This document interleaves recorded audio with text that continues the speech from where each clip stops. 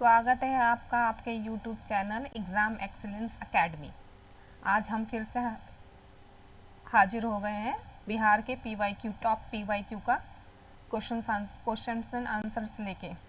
इसमें आपको सारे बिहार के PYQs मिलेंगे, जितने भी बिहार स्टेट में जितने भी एग्ज़ाम्स होते हैं, चाहे वो SSC से रिलेटेड हो, टीचरी का एग्ज़ाम हो, ASO का एग्ज़ाम हो, CDPO का एग्ज़ाम हो, उन सारों का ही सार इसमें आपको इस सीरीज़ में मिलेगा। बिहार के टॉप PYQ है, एक भी क्वेश्चन आपके छूटेगा नहीं, पूरा इसमें होल कवर किया जाएगा। जैसे आपने पिछली सीरीज़ देखी होगी, फर्स्ट पार्ट इसका, यही इसका सेकंड पार्ट आया है। अभी इसका थर्ड पार्ट हो रहा है, संक्षिप्त अवलोकन है। मैंने आपको पहले भी बताया था कि आप क्या, हाँ इसमें स्पेलिंग एरर हो गया, अवलोकन, इसमें ये अवलोकन होगा, सॉरी। तो बिहार का संक्षिप्त अवलोकन पहले भी मैंने आपको बताया था कि जैसे अगर आपको ये सीरीज़ कर रहे हैं, अगर आपको अपनी नॉलेज को टेस्ट करना है तो सबसे पहले आपने ये चैप्टर पढ़ रखा होगा तो अच्छी बात है, नहीं पढ़ा होगा तो पहले वो चैप्टर आप पढ़ लीजिए। पढ़ने के बाद आप देखें कि आपने कहाँ तक क्वेश्चंस के आंसर आप बना पा रहे हैं। नहीं तो बाकी ये क्वेश्चंस के आंसर तो चल ही रहे हैं, आप यहाँ से भी देख ही सकते हैं। देखने के बाद आप फिर पढ़ सकते हैं, उससे आपको एक आइडिया मिल जाएगा कि आपको क्या चीज़ पे ज़्यादा फोकस करना है और क्या आपको स्किप करना है। क्योंकि कॉम्पिटिटिव एग्जाम्स के लिए सबसे ज़्यादा, एक मिनट में अपनी वॉइस चेक कर लूँ, वॉइस रिकॉर्ड हो रही है कि नहीं हो रही है। हाँ हो रही है। तो सबसे ज़्यादा इम्पॉर्टेंट ये होता है कि आप क्या पढ़ें और क्या छोड़ें। क्योंकि पढ़ने के लिए आता है, पढ़ने के लिए आता है बहुत सारी चीज़ें, और छोड़ने क्या है हमें पता नहीं रहता कि हमें छोड़ना क्या। तो हम सारी चीज़ों को पढ़ लेते, तो उसके बिहाफ पे हम क्या करते हैं, हम अपना रिवीजन नहीं कर पाते हैं।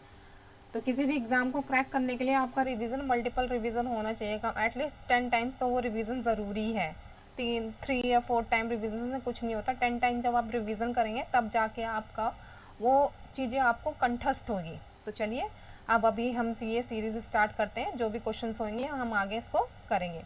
तो फर्स्ट सीरीज़ मैं आशा करती हूँ आप लोगों ने देख ली होगी। अभी हमारी नेक्स्ट सेकंड सीरीज़ है। इसका फर्स्ट क्वेश्चन क्या है? फर्स्ट क्वेश्चन है, आप देखिए, एक भारतीय राज्य के रूप में बिहार कब बना? ये मोस्ट इंपॉर्टेंट क्वेश्चन है। ये कहीं भी आपको बिहार के जितने भी एग्जाम होंगे ना, कहीं पे भी आपको मिलेगा। बी पे बड़े एग्जाम से, छोटे एग्जाम से, हर जगह आपको ये मिलेगा। तो इसका अब इसके आप ऑप्शंस देख सकते हैं। ऑप्शंस में क्या है इसके, देखिए पहले क्या बता रहा है, 1911 में बना, 1912 में बना, 1936 में या 2000 में। तो आपका आंसर क्या होगा इसमें, कब ये बिहार कब बना ये? तो चलिए आपने आंसर इसका लगा लिया होगा, मतलब सोच लिया होगा, आपने अपना मैच कर लिया होगा कि बिहार कब ये बना है, कौन से सन में बना है, कौन से ईयर में। ठीक है, तो इसका आंसर क्या है, 1912 में बिहार का राज्य का गठन हुआ है।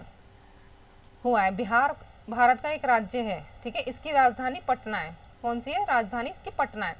बिहार के उत्तर में नेपाल है, आपको पता ही है, आपने मैप पे इसको लोकेट किया होगा। पूर्व में इसका पश्चिम बंगाल है, पश्चिम में इसका उत्तर प्रदेश है, और दक्षिण में इसको झारखंड स्थित है। उल्लेखित है कि प्राचीन काल में ये बहुत बड़ा क्षेत्र था, क्योंकि इसमें पश्चिम बंगाल भी मिला हुआ था। बाद में 1905 के जब बंगाल का विभाजन हुआ था तब उसको अलग किया गया था। मतलब जितने भी पार्ट थे वो सारे डिवाइड किए गए थे। कि आपने इसको हिस्ट्री में पढ़ा ही होगा, जो प्रमुख केंद्र बन गया था। ठीक है, बाद में बिहार की आधिकारिकता के कारण इसका नाम बिहार पड़ा। जैसे आपने पता ही होगा कि तुर्कों का जब आक्रमण हुआ था तो बहुत सारे उन्होंने बिहार का नाम ही बिहार दिया था। बिहार क्यों कहा जाता है? क्योंकि यहाँ पर जो बौद्धिक लोग है ना, बौद्धिक लोग का ज्यादा है यहाँ पर निवास था, तो निवास स्थल होने के कारण इसको बिहार नाम दिया गया, बिहार। फिर बाद में तुर्कों ने उसको बिहार नाम दिया। तो इसका आंसर क्या होगा हमारा 1912 में। जितनी भी नॉलेज, जितने भी पॉइंट्स मुझे याद आते जा रहे हैं, मैं आपको यहाँ पर बताती रहूंगी, उससे आपको भी चीजें रिकॉल होती रहेंगी कि हाँ मैंने ये पढ़ा है और ये मुझे याद है। ठीक है, क्योंकि हमारा मेन मोटिव क्या है कि जो हमने पढ़ा है वो बस हमें याद रहे, ताकि हम अपने जाके एग्जाम में परफॉर्मेंस अच्छा से कर पाए। बस हमारा यही उद्देश्य है इस सीरीज को। क्योंकि आपको पता है कि बिहार के PYQ में से बहुत सारे क्वेश्चंस आते ही आते हैं, कोई भी मतलब इसके क्वेश्चन रिपीट होते हैं। तो हमारे लिए सबसे बेस्ट होगा कि हम इसको अच्छे से कर लें। चलिए अब नेक्स्ट क्वेश्चन पे हम चलते हैं। नेक्स्ट क्वेश्चन इसका क्या है, बिहार राज्य में कितने जिले हैं? आप देखिए छोटे छोटे क्वेश्चन हैं मगर बहुत फैक्चुअल करते हैं, क्योंकि स्टेट पीसेस में ज्यादातर क्वेश्चन है ना बस फैक्चुअली आते हैं। तो आपको क्या करना है, फैक्चुअल को बहुत अच्छे से रिवीजन करना है। अगर अगर आपने अपना स्टडी प्लान बनाया है तो 2 आवर्स आपको फैक्चुअल को लर्न करने में लगाने होंगे, बाकी 8 आवर्स आपको थ्योरी को पढ़ने में लगाना होगा, ताकि जब क्योंकि 70 का जो बीपीएससी का एग्जाम होता है उसमें फैक्चुअल बहुत ज़्यादा था, मगर इससे पहले आप 68 69 देंगे तो उस पर कॉन्सेप्चुअल बेस बहुत ज़्यादा आया था, और क्वेश्चन इतने ज़्यादा टफ थे कि हमारा कॉन्सेप्ट क्लियर होना बहुत ज़रूरी है। बिटवीन द लाइंस हमें कॉन्सेप्ट को पता होना चाहिए और लाइन की कैचिंग हमें पता होनी चाहिए। तो हमें अपनी जो तैयारी है, हमें अपनी तैयारी बहुत बैलेंस में रखना चाहिए। इन केस अगर फैक्चुअल आता है तो हम फैक्चुअल पे भी कमांड कर लें, अगर कॉन्सेप्चुअल आता है तो हम कॉन्सेप्चुअल पे भी इसको डील कर लें। हमारे ऐसा होना चाहिए, मिड पाथ होना चाहिए। बुद्धा ने बोला ना कि मध्यम मार्ग होना चाहिए, उस हिसाब से हमें अपनी तैयारी को अंजाम देना है। तो आई होप आपको क्लियर हो गया होगा आपको पढ़ना कैसे है, ठीक है। चलो, बिहार राज्य में कितने जिले हैं? कितने जिले हैं? 33, 38, 43 और 23। आप देख पा रहे हैं मैंने यहाँ पर एग्जाम का नेम भी मेंशन किया है कि कहाँ से क्वेश्चंस आए हैं, कितने में क्वेश्चन आए। तो मैंने छोटे से लेके बड़े तक सारे एग्जाम में मैंने इसमें मेंशन किए। तो इसका आंसर क्या होगा बताइए जल्दी से। इसका आंसर 38 होगा, ठीक है, मतलब 20 का आंसर होगा। चलिए, बिहार में कुल 38 जिले हैं। क्षेत्रफल की दृष्टि से सबसे बड़ा जिला पश्चिम चंपारण है। आपको पता है यहाँ पर सोमेश्वर श्रेणी है, याद है ना आपको, सोमेश्वर श्रेणी यहीं पे पड़ते हैं, ठीक है। जबकि क्षेत्रफल की दृष्टि से सबसे छोटा जिला कौन सा है? शिवहर है। आपके जनगणना का क्वेश्चन यहाँ से भी डील हो गया, ठीक है। बिहार में विधानसभा सदस्यों की संख्या कितनी है? 243। क्वेश्चन आया था 70 बीपीएससी में, ठीक है। बिहार सदस्यों की संख्या के विधानसभा सदस्यों की संख्या कितनी है? 75 है, ठीक है, फैक्चुअल है। पश्चिम चंपारण सबसे बड़ा जिला है, शिवहर सबसे छोटा जिला है। बिहार की राजधानी पटना है, जो राज्य का आर्थिक और राजनीतिक केंद्र है, ठीक है। बिहार विधानसभा में कुल 43 सीटें हैं और इसके विधान परिषद में 75 सीटें हैं, ठीक है। ये विधानसभा ये विधान परिषद होगा, ठीक है, इसकी ये विधानसभा होगा, ठीक है। विधान परिषद में 75 सीटें हैं, ठीक है। टाइपिंग का एरर हो जाता है, बट मैं यहाँ से आपको बोल रही हूँ तो आप उसको करेक्ट कर सकते हैं। बिहार का प्रशासनिक विभाजन 9 विभागों में 9 विभाग हुआ में है, ठीक है। प्रत्येक विभाग में कई जिले होते हैं, आपको पता ही है। 9 विभाग में इसका प्रशासनिक विभाजन हुआ है, तो प्रत्येक में हर अलग अलग जिले होते हैं, ठीक है। क्वेश्चन है, आपको मैप पे इसको रिलोकेट करना है। चलिए, नेक्स्ट क्वेश्चन क्या है हमारा? बिहार राज्य में प्रमंडलों की संख्या कितनी? अब देखिए यहाँ पर है ना, यहाँ आया, ये कितने आ गए ना, यहीं से क्वेश्चन है। तो हमें पीवाईक्यू करने हैं, क्योंकि पीवाईक्यू से कहीं ना कहीं हमें नेक्स्ट क्वेश्चन का ट्रेस मिल जाता है। तो मैंने इसका आंसर आपको बता ही दिया है, मेरे को बताना नहीं चाहिए था, बाय मिस्टेक मैंने बता ही दिया। चलो, इसमें कितने प्रमंडलों की संख्या कितनी है? इसमें आ रहे में 9 है प्रमंडलों की संख्या, मैंने इसमें मेंशन करा है कहाँ से वो क्वेश्चन आया है। चलिए, अब हम इसके डिस्क्रिप्शन देख लेते हैं। बिहार में 9 प्रमंडल है, ठीक है। प्रमंडल प्रशासनिक विभाजन होते हैं, जिनका उद्देश्य राज्य के विभिन्न हिस्सों में प्रशासनिक कामकाज को बेहतर तरीके से संभालना है। प्रमंडल राज्य के कानूनी और प्रशासनिक कार्यों की निगरानी करते हैं, विकास कार्यों के लिए जिम्मेदार होते हैं। प्रमंडल का कार्य, ठीक है, प्रमंडल राज्य के विकासात्मक कार्यों की योजना बनाते हैं और उसका क्रियान्वयन करते हैं। ये कानूनी मामलों में, प्रशासनिक आदेशों में, सरकारी योजनाओं के सफल क्रियान्वयन में और जिला स्तर पर समन्वय का कार्य करते हैं। प्रमंडल प्रशासन के विभाजन से राज्य सरकार की नीतियों और योजनाओं के संचालन में सुधार मिलता है, क्योंकि 9 प्रमंडल है तो हर कोई अपना अपना प्रमंडल, हर प्रमंडल में अलग अलग आते हैं। जैसे तिरहुत प्रमंडल में कितने जिले आते हैं? तिरहुत में कितने जिले आएंगे? तिरहुत में 6 जिले आते हैं। मुंगेर प्रमंडल में भी 6 जिले आते हैं और पटना प्रमंडल में भी 6 जिले आते हैं। तो ऐसे 6 जिले आएंगे, तो हर प्रमंडल का अपने अपने कार्य करेगा। तो ऐसे में हमारी जो नीतियां होगी, जो सरकार की योजनाएं होगी, वो अच्छे से सुशासन होके वो अच्छे से गवर्न होगी, गवर्नेंस अच्छा सा होगा। इसलिए इसका मोमेंटिव ये बनाया गया। तो जब आपका मेंस में क्वेश्चन आएगा तो आप अच्छे से इसको डील कर पाएंगे, कि बता पाएंगे, क्योंकि मेंस में आंसर 360 डिग्री पे रोटेट मांगता है। नेक्स्ट क्वेश्चन क्या है? पाटलिपुत्र के संस्थापक कौन थे? तो बताइए, पाटलिपुत्र के संस्थापक कौन थे? उदयन थे, अशोक थे, बिंबिसार थे या महापद्मनन थे? अब देखिए क्वेश्चन कब आया था इसका, 48 से लेके 52 बीपीएससी में लगातार ये आया है, ठीक है। तो इसका आंसर क्या होगा? इसका आंसर क्या होगा बताइए जल्दी से। इसका आंसर क्या होगा? ए होगा, ठीक है। पाटलिपुत्र की स्थापना अजातशत्रु के पुत्र उदयन ने की थी। पुराणों और जैन ग्रंथों के अनुसार गंगा तथा सोन नदी के संगम पे पाटलिपुत्र नामक नगर की स्थापना कर उदयन ने उसे अपनी राजधानी बनाया, ठीक है। उदयन जैन धर्म को फॉलो करता, मतलब धर्मावलंबी था, जैन धर्म को वो फॉलो करता था। तो आप मुझे बताएंगे गंगा और सोन का उद्गम कहाँ से होता है, आप उसके कमेंट करके आप मुझे आंसर देंगे ताकि आपका रिवीजन हो जाए। नेक्स्ट क्वेश्चन क्या है हमारा, विश्व का पहला गणतंत्र वैशाली में किसके द्वारा स्थापित किया गया था, मतलब गणतंत्र, पहला गणतंत्र किसके द्वारा स्थापित किया गया था, मौर्य, नंद, गुप्त और लिच्छवी। ये यूपीएससी में ही पूछ चुका है, यूपीएससी का भी स्टेटमेंट बेस्ड क्वेश्चन आया था, तो वे बिहार में भी आपको फैक्चुअल के तौर पे मिलेगा। तो क्या इसका आंसर होगा, इसका आंसर होगा लिच्छवी। ठीक है, अब सेम क्वेश्चन है, लगातार रिपीट हुआ है। चलिए अब इसका हम डिस्क्रिप्शन देख लेते हैं। इसका आंसर क्या है, लिच्छवी। विश्व का पहला गणतंत्र वैशाली में लिच्छवियों द्वारा स्थापित किया गया था। यह बुद्ध काल का सबसे बड़ा और शक्तिशाली राज्य था। इसकी राजधानी वैशाली मुजफ्फरपुर जिले के वसाण नामक स्थान में स्थित थी। ठीक है, महाग जातक में वैशाली को एक धनी, समृद्धशाली तथा घनी आबादी वाला नगर कहा गया है। लिच्छवी वज्र संघ में सर्वप्रमुख था। ठीक है, चलिए अब नेक्स्ट क्वेश्चन देखते हैं हम लोग। बोध गया में बोध वृक्ष अपने वंश की किस पीढ़ी का है, किस पीढ़ी का है, तीसरी पीढ़ी का है, चतुर्थ पीढ़ी का है, पंचम पीढ़ी का है और षष्टम पीढ़ी का है। तो मतलब कौन सी पीढ़ी का है ये, इसका आंसर क्या होगा, पंचम पीढ़ी का है, मतलब पांचवी पीढ़ी का है। देखिए देख सकते हैं लगातार क्वेश्चंस आया है। चलिए अब हम इसका डिस्क्रिप्शन देख लेते हैं। बोध गया में बोध वृक्ष अपने वंश की पांचवी पीढ़ी का वृक्ष है जिसे अलेक्जेंडर कनिंगम ने लगवाया था। अब देखिए क्वेश्चन बन सकता है, किसने लगवाया था, अलेक्जेंडर कनिंगम ने लगवाया था।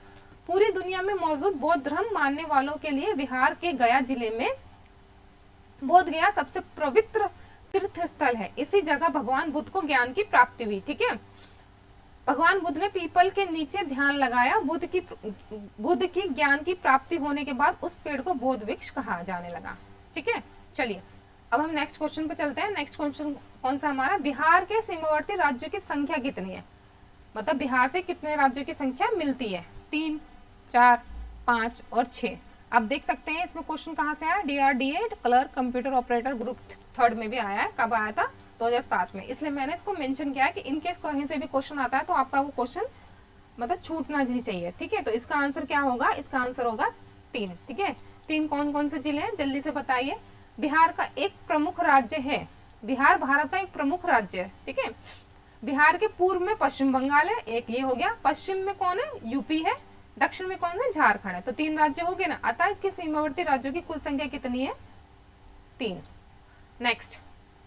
नेक्स्ट हमारा क्वेश्चन है क्वेश्चन नंबर 8। बिहार की लगभग 55% जनसंख्या परम निर्धनता में रहती है, क्यों, मतलब जो 55% जो बिहार में है वो बहुत ही गरीब है। तो इसके पीछे रीजन क्या है, क्या रीजन है। अब देखिए स्टेटमेंट बेस्ड क्वेश्चन है, कब आया था, 47 बीपीएससी में, प्री में 2004 और 5 में आया था। ठीक है, अब ऐसे क्वेश्चन उसने कब पूछे थे, 68, 69 में उसने पूछे थे। अब हम देख लेते हैं, इसमें हम अपना लॉजिक लगाएंगे। क्या लॉजिक लगाएंगे, बिहार के पास प्राकृतिक संसाधनों वर्तमान एवं संभावित दोनों का अभाव है। अब बोल रहा है कि प्राकृतिक संसाधनों का उसका वर्तमान में भी और आने वाले फ्यूचर में भी अभाव रहेगा, इसलिए वो गरीब है। ठीक है, भारत में बिहार के सकल प्रजनन दर तीव्रतम है। ठीक है, सकल प्रजनन दर तीव्रतम है, मतलब तेजी से बढ़ रही है। तीसरा क्या है इसका, बिहार के कृषि जलवायु दशाएं नितांत प्रतिकूल है। अब बोल रहा है प्रतिकूल है, प्रतिकूल अनुकूल नहीं, मतलब जलवायु स्थिति उसकी अच्छी ना होने के कारण उसकी जैसे वहां पर, इसलिए जनता वहां की निर्धन है, मतलब गरीब है। बिहार के पास गुणवत्तायुक्त ढांचागत सुविधाओं और व्यापार अनुकूलन वातावरण का अभाव है। अब बताइए, अब इसमें से आप सबसे पहले आप मतलब एलिमिनेट करेंगे तो किसको करेंगे, सबसे पहले तो हम एलिमिनेट करेंगे ये वाला कि अरे हमें फ्यूचर पता है, आज साइंस इतना आगे बढ़ चुका है हमें नहीं मालूम, तो हम एक को डिलीट करेंगे, मतलब एक को एलिमिनेट करें, ये एक को करा, ये निकल गया, ये क्या। अब हमारे में हम देखेंगे, अब इसमें 2 और 2 है, हम देखें दोनों में 2 कॉमन है, तो 2 हमारा एग्जैक्टली हमारा 2 ठीक है, क्योंकि भारत आप देख रहे हो कि उसकी जो प्रजनन दर है, सकल प्रजनन दर है, वो तेजी से बढ़ रही है। ठीक है, अब इसमें हम तीसरे और चौथे में देखेंगे कौन सा हो सकता है। अब ये बोल रहा है कि वहां पर ढांचागत सुविधा तथा व्यापार अनुकूलन वातावरण नहीं है। अगर वातावरण नहीं है, कैसे वातावरण नहीं है, इतने सारा वातावरण होने के बावजूद तभी तो ये विकास कर रहा है ना, तो हमारा ये भी गलत हो गया, पहला गलत हो गया। ठीक है, दोनों में अभाव बता रहा, देखो दोनों में अभाव बता रहा, तो ये भी गलत है, ये भी गलत, तो हमारा आंसर क्या होगा, हमारा आंसर सी होगा। हमारा आंसर क्या होगा, 1 मिनट,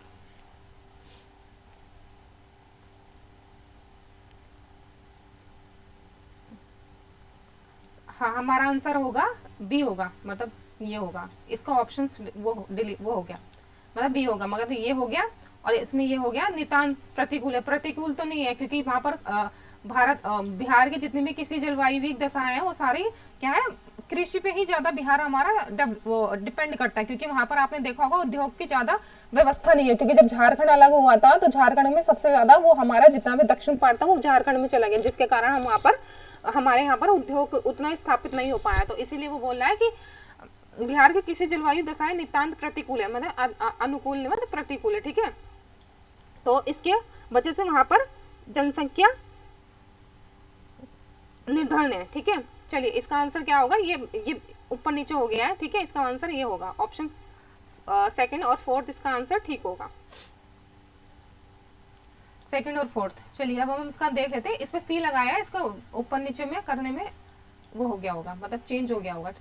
बिहार की लगभग 55% जनसंख्या परम निर्धनता में निवास, क्योंकि बिहार की सकल प्रजनन तीव्रता में, जैसे मैंने बताया तीव्रता में, ठीक है, सेकंड ऑप्शन हो गया। साथ ही बिहार के पास गुणवत्तापूर्ण ढांचागत सुविधाओं का वातावरण अभाव भी है, ठीक है, अभाव भी है।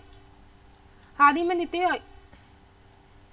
मैंने इसका आंसर ये नहीं होगा, ये नहीं, सेकंड और फोर्थ होगा, ठीक है। हाँ, मैंने ये पढ़ गलत दिया है, क्योंकि प्रतिकूल नहीं अनुकूल है, क्योंकि कृषि पे तो डिपेंड करता है भारत, सॉरी बिहार, उसके जैसे ही यहाँ पर वहाँ खेती ज्यादा होती है, ठीक है। नितांत अनुकूल होता तब ये इसका आंसर सही होता, ठीक है। मतलब ये तो होता ही नहीं, प्रतिकूल ये तो होता ही नहीं, ठीक है। तो इसका आंसर क्या होगा, इसका आंसर सेकंड होगा और फोर्थ होगा, ठीक है, क्योंकि वहां पर ढांचागत वातावरण का अभाव है, इसके कारण वहां की जनसंख्या निर्धन है, ठीक है। हाल ही में नीति आयोग द्वारा जारी बहुआयामी गरीबी है, ठीक है, गरीबी सूचकांक 2021 में बिहार को देश का सबसे गरीब राज्य बताया गया, ठीक है। बिहार की 51.91% जनसंख्या गरीब है, ठीक है, इतनी गरीब है। क्यों गरीब है उसको हमने देख लिया, मैं दोबारा से आपको समझा देती हूँ, कोई आपको कंफ्यूजन ना हो, क्योंकि एक मिनट में इसको रब कर दूं।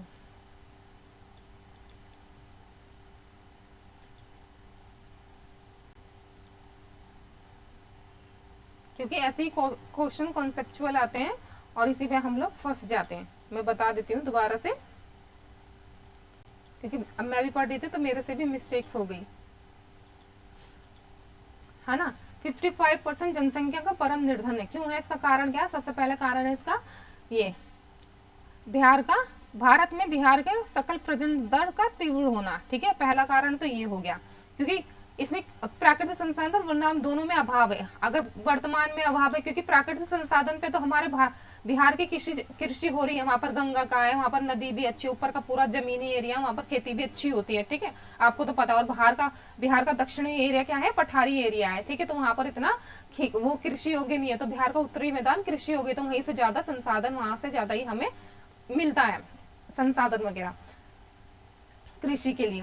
और फिर दूसरा कह रहा है बिहार की कृषि जलवायु दशाएं नितांत प्रतिकूल है। अरे क्यों नितांत प्रतिकूल होगी, प्रतिकूल थोड़ी है, मतलब इसने दिया है प्रतिकूल नहीं है, मगर हमारे पीछे इसका रीजन ये नहीं हो सकता है, ठीक है। क्योंकि क्यों नहीं हो सकता, क्योंकि इसमें ढांचागत, इसमें पूछा है ना जनसंख्या पर निर्धनता पूछी उसने, ठीक है। बिहार के पास गुणवत्ता युक्त ढांचागत सुविधाओं तथा व्यापार अनुकूलन वातावरण का अभाव है, ठीक है। हाँ, तभी तो नीतीश गवर्नमेंट इतना सारा काम कर रही है, सारे आपने देखा होगा हाल फिलहाल में इतने सारे काम कर रही है। क्यों कर रही है, क्योंकि वहां पर व्यापार अनुकूलन वातावरण का अभाव है, इसलिए बहुत ज्यादा से ज्यादा लोगों को अवेयर कर रही है। वो बोल रही है कि आओ स्टार्टअप करो हमारे यहाँ, हम आपको इतना लोन देंगे, तो इस सारी सुविधा दे रही है ताकि लोगों अपना बिजनेस स्टार्ट कर पाए और वहाँ की जो निर्धनता है वो कम हो सके और अवेयरनेस बढ़ सके। तो इसका आंसर क्या होगा, इसका आंसर हमारा सेकंड और फोर्थ होगा, ठीक है। ये सी नहीं, ये मतलब ये ऊपर नीचे हो गया, ये ऊपर जाता है, ये नीचे आता है, ठीक है। मैंने आपको बता दिया, आई होप आपका क्लियर हो गया होगा। पहला हमारा क्या हो गया, ये पहले ये हो गया सकल प्रजनन दर तीव्रता में, दूसरा हमारा क्या हो गया, ये अनुकूल नहीं है, अभाव है, ठीक है, क्योंकि दक्षिणी ऐसे पूरा पठारी है, वहां से सारे जितने भी उद्योग वगैरह थे वो झारखंड चले गए। तो ये मैंने डिस्क्रिप्शन बता दिया। चलिए अब हमारा ये 8 क्वेश्चन हो गया, आगे 8 से 10 क्वेश्चन और बाकी है, उसको हम नेक्स्ट अपने लेक्चर में कर लेंगे। उसके बाद ये हमारी बिहार संक्षिप्त अब लोगों ने ये हमारा कवर हो जाएगा। देन उसके बाद हम नेक्स्ट चैप्टर पे मूव ऑन करेंगे। हम इस सीरीज को थोड़ा जल्दी जल्दी और करेंगे ताकि हमारा ये कवर हो जाए और आप इसको रिवीजन कर पाए। तो चलिए आज के लिए इतना ही, बाकी कल मिलते हैं फिर एक नई सीरीज के साथ, मतलब नए क्वेश्चंस के साथ। आप इसको पढ़ते रहिए और अच्छे से प्रैक्टिस करते रहिए। अभी जो भी क्वेश्चन में आपको डाउट लगे या कुछ हो तो आप मुझे कमेंट कर सकते हैं। चलिए, जय हिंद।